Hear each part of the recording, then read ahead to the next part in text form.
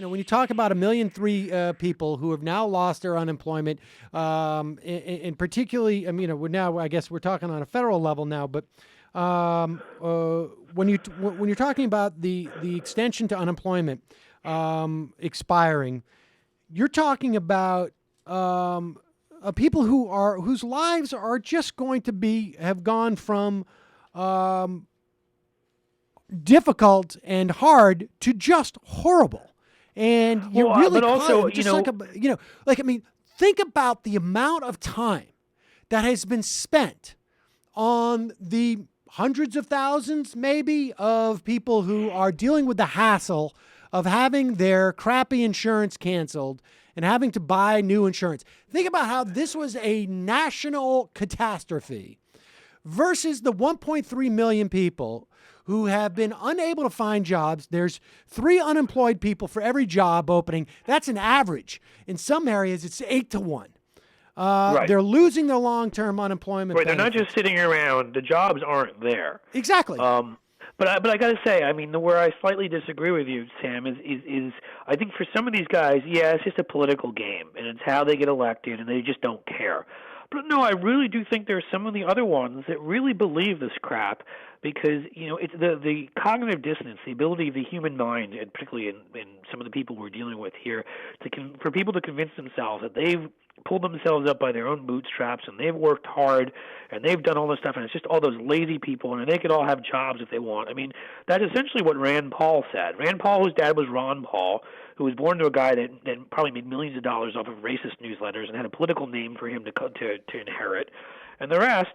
And I think 300,000 Kentuckians are losing unemployment insurance because of him, something like that, some large number. And yet he made all these kinds of statements, and I really do think that some of these guys. I remember he said, I'm a doctor. I don't rely on the government. People pointed out that he takes patients on Medicare, and he's like, well, doctors have the right to make a nice living too. That was his actual response. So when you have to remember that you're dealing with people who have this disconnect. Mitt Romney, who said he was a self-made man. He didn't just take his parents' money, except for the house that they bought him initially for his family. Oh, and the stock investments he was able to live off of. While he was making his way in the world and all the rest. And of course, everybody has access to, right? Everybody does. They don't see it. They don't get it. They think so. They just say, well, you're lazy. You're part of the 47% or whatever it is. You're different than I am. I worked hard, and they don't ever acknowledge the fact that they had either a hand up or literally a crane up above where most people start. I just not to put too fine a point on it, but the saying "pull yourself up by your bootstraps" was first introduced as being ironic. It is not something that you can do. And, it's sort of somehow morphed into this sort of superhuman capability that some people have. But the fact of the matter is, you cannot pull yourself up by your bootstraps. It was coined in its first usage. It was, in fact, to show the lunacy of that idea. The idea that you can do this all yourself in these type of situations. And so it is. I don't know that there are sadists out there, but there are certainly people who it's just not their problem. They just have this perspective of I got think mine. It's both. Yeah. I really do. I think there's some people it's not their problem. I think there's other people where it's good politically to demonize people. That's always popular and always helps you with a certain core group of people. And I really do. I think there are some people that I'm not saying they're sadists in that, oh my God, I love it that you're being hurt, but it's that you deserve to be hurt because you haven't worked as hard as me. Right. I've worked to get to where I am. You haven't, so I'm sorry. You deserve to suffer because you're lazy. And it's by far, of course, most of the time based on a completely faulty premise. And I would say again, to sort of take us back to where we started the conversation with De Blasio. These guys getting up and making this inauguration. This is the stuff again that we've talked about and has driven me crazy about President Obama, Democrats in general. The whole bully pulpit concept, which obviously was originally what Theodore Roosevelt talked about for just the presidency. But in the day of our modern media, particularly with social media and the way ideas fly around, the power of ideas, as we've seen. For example, moving the Overton window on what is acceptable in Social Security. So now we're talking about what we should have been talking about all along, which is not cutting Social Security, but actually enhancing, adding to it. If Elizabeth Warren advocated for it, Tom Harkin, Sherrod Brown, obviously a lot of pundits, people give credit to Atrios, who's I know a friend of yours, a friend of mine, a great blogger, who did this. I mean, people who have, he wrote some columns for USA Today, people who have influence as media figures as well as political figures, that you should always be doing this on all issues. This is what the right has understood, again, which is the crazier and crazier. I mean, in the 1980s, when the Heritage Foundation was first drawing up its plan to go after Social Security, it was untouchable. There's no way you're going to go after it. Reagan, talked about making it more solvent. You went after it on the right at your peril. And now they're at a point where people, even Democrats, can talk about cutting it. And so, the right has moved the window on so many issues where the left has failed to do it.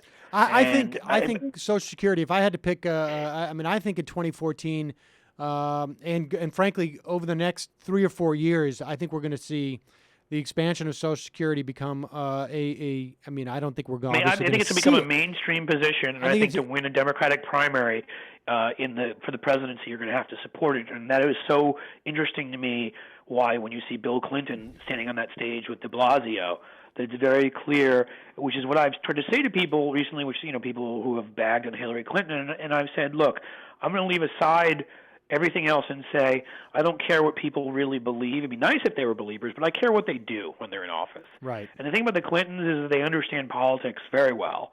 Where they've got a good sense of where things are, and I think they can see it. And this is why you need people speaking out on these issues, because once a few mainstream political figures were willing to speak out in favor of gay marriage, it became like wildfire. Right. It went viral.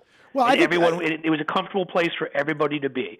And I think there'll be a number of issues here that will be litmus tests that wouldn't have been in the past because people in both the media and politically elected figures have been willing to get up and do this. And that's why having de Blasio at the head of one of the largest cities in the world with such a big mic is hugely important. Why having Elizabeth Warren out there is hugely important. And many others. Obviously, they're the two that have been talked about the most. But there have been a lot of progressive victories. Garcetti out in Los Angeles. You've had a lot of very good victories in both city elections as well as more recently in some of these state elections, electing some very progressive people, Tammy Baldwin in Wisconsin. And I think this is going to make a difference, a huge difference going forward. I think there are two factors that are going to add to this. I think one is that we are on one side of the culture wars at this point. I really do think that's the case. I mean, obviously they're not over, but things like marriage equality, things like even legalization of pot on some level. These are all the drug war. I mean, there is a broad sort of, and I don't want to get sidetracked here, but we'll talk about the David Brooks piece in a second. But and I think that's on one hand that it's not enough for Democratic politicians, at least in blue states, to sort of say, I'm for marriage equality, and so I'm a liberal. Vote for me on this. I mean, it's no longer enough. Andrew Cuomo cough? Yeah, exactly. Andrew Cuomo, no cough.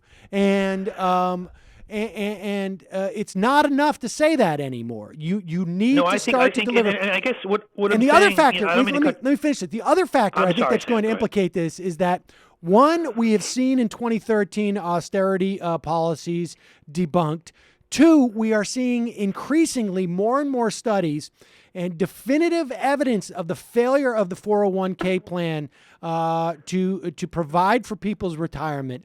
There are just basic realities that I think are crashing up against the corporate narrative. And I had some sort of really mixed feelings about seeing Bill Clinton swear in de Blasio. I mean, aside from my skepticism about de Blasio, Bill Clinton was really, if you wanted to symbolize, and I think, at least in my mind, the corporatization of the Democratic Party, he would be a pretty good avatar for that, because this is the guy who was the head of the DLC before he became president.